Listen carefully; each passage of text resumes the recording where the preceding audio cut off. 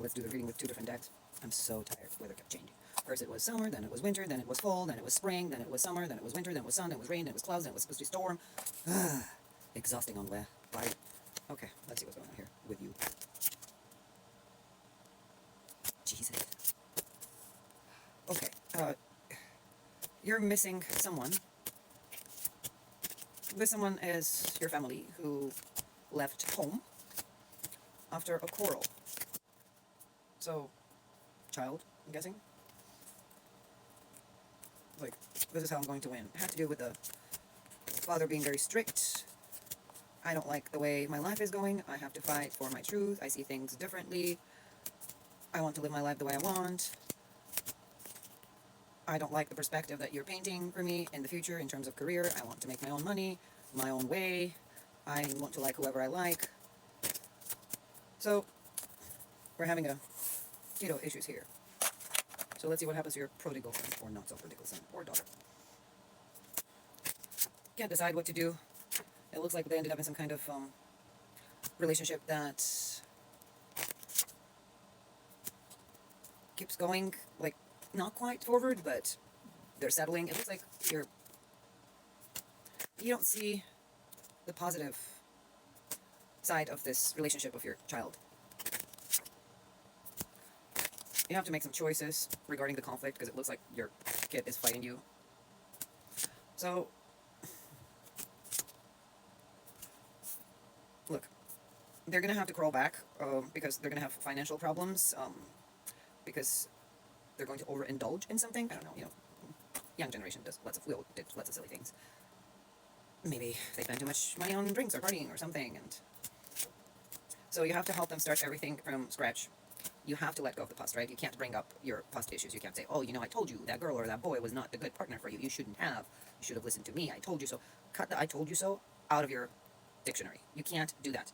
When you treat another human being, especially the one that looks up to you, right, with I told you so, what are you trying to fucking prove? That you were right? You know you were right. That's only going to upset them, and they will get defensive, and the mechanism of someone who gets defensive most of the time is an offense. So offense as their defense, you got another conflict at your hand, so okay, there goes the kid again. So you have a chance to use your parental skill of manipulation, right? Say, it's okay, everything's going to be fine, everybody makes mistakes, let's just do it this way, I'm going to help you out financially, but, maybe we can this and that. I don't know what's going on in your life, but no, I told you so. Be mature about it. Try to not get caught up in your emotions. Don't come too strong if your child has some kind of addictions. Don't come too strong about them. Remember that addictions are illnesses. You can't just tell someone to just quit it. Sometimes they would need help, and yelling at someone and arguing with them is only going to let them use the substance more, right? So don't do that.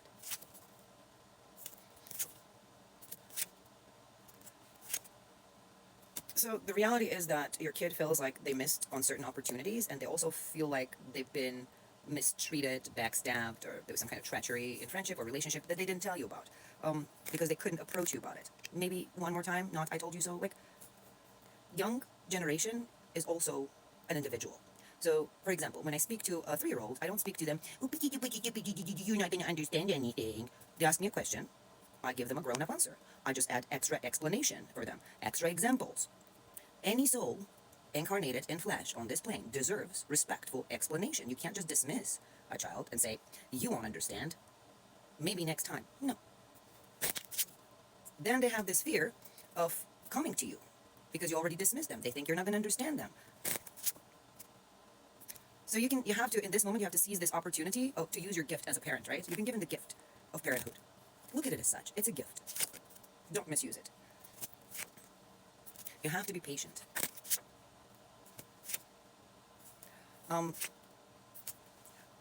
Be energetic about suggesting a new job, right? Try to avoid advices. Suggestions, right? Suggestions, like where they would just give them a suggestion. And then, for example, you can tell them, that person started, I don't know, working at here and here, and, they're really happy about it. I'm very excited for them. Let it simmer in their head, sink in, give them a couple of days, it'll register in the brain, and then they'll be like, oh, maybe I can try. Suggestions, not forceful suggestions.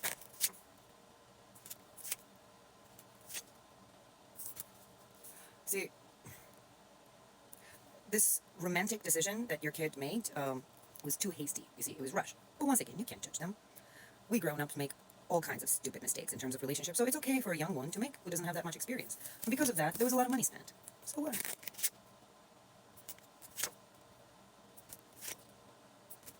This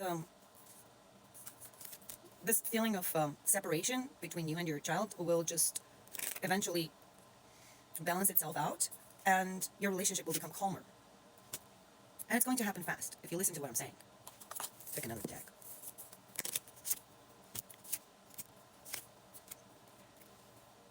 Every time you argue with your kid, that kid quietly gets depressed, and then the drinking happens, or the partying, or drugs, or whatever it is, or running away from home, rushing into new relationships for comfort, because they need to look up to you as someone they can rely on, right?